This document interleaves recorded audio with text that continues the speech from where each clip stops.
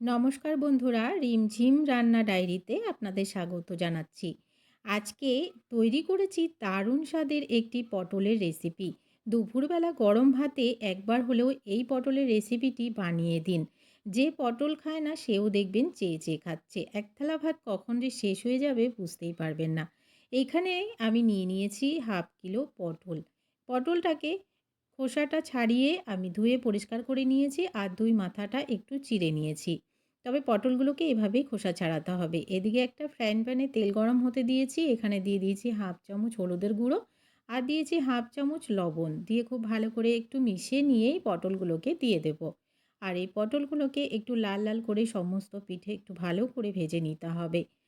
তো বন্ধুরা, পটলের ওই পাশটা যখন একটু ভাজা হয়ে গেল, এই পাশটাকেও উল্টে দিয়ে আমি একটু ভেজে নিচ্ছি। পটলটা চিড়ে দিলে তো খুব তাড়াতাড়ি দেখবেন ভাজাটাও হয়ে যাবে আর ভেতরটা একটু সফট হয়ে যাবে। অপরদিকে আরেকটা ফ্রাইং প্যান বসিয়ে দিয়ে দিচ্ছি কিছুটা সরিষার তেল। এই তেলে দিয়ে দেব দুটো পেঁয়াজ কুচি, দিয়ে দিচ্ছি কয়েক টুকরো আদা, দিয়ে দিচ্ছি কয়েকটা কাজু বাদাম আর দিয়ে দিচ্ছি 4টে কাঁচা লঙ্কা। দিয়ে সমস্ত কিছুকে একটু ভেজে নিতে হবে যতক্ষণ না পর্যন্ত পেঁয়াজটা একটু সফট হয়ে যাচ্ছে। এটা ভাজা হোক, এদিকে দেখে নিচ্ছি পটলটাও ভাজা হলো কিনা। তো পটলটা কিন্তু দুই পাশটাই খুব ভালোভাবে ভাজা হয়ে গেছে। পটলগুলোকে এবারে নামিয়ে নিতে হবে। পটলটাকে আমি নামিয়ে নিচ্ছি আর এদিকে পেঁয়াজটাও কিন্তু ভাজা হয়ে গেছে। তো এগুলোকেও নামিয়ে ঠান্ডা করে নিতে হবে। নামিয়ে ঠান্ডা করে নিচ্ছি আর এদিকে একটা মশলা রেডি করে নিচ্ছি।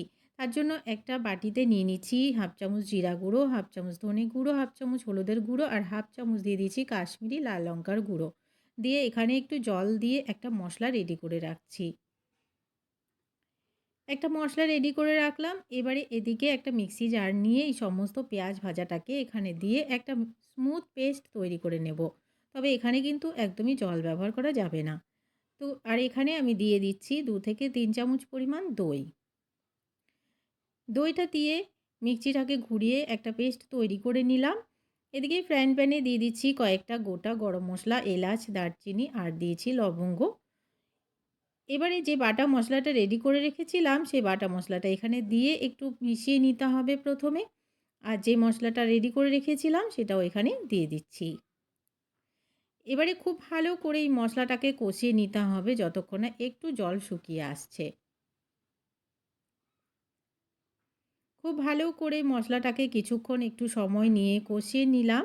জলটাও প্রায় শুকিয়ে গেছে। এই পর্যায়ে পটলগুলোকে দিয়ে নিতে হবে।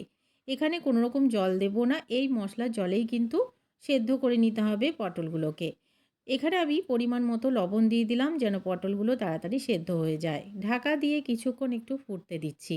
আঁচ কমিয়ে ঢাকা দিয়ে ফুটতে দিয়েছিলাম। তো দেখুন পটলগুলো কিন্তু সেদ্ধ হয়ে গেছে। আমি একটা ভেঙে দেখিয়ে দিচ্ছি। খুব ভালো করে একটু প্রথমে নাড়াচাড়া দিয়ে নিচ্ছি।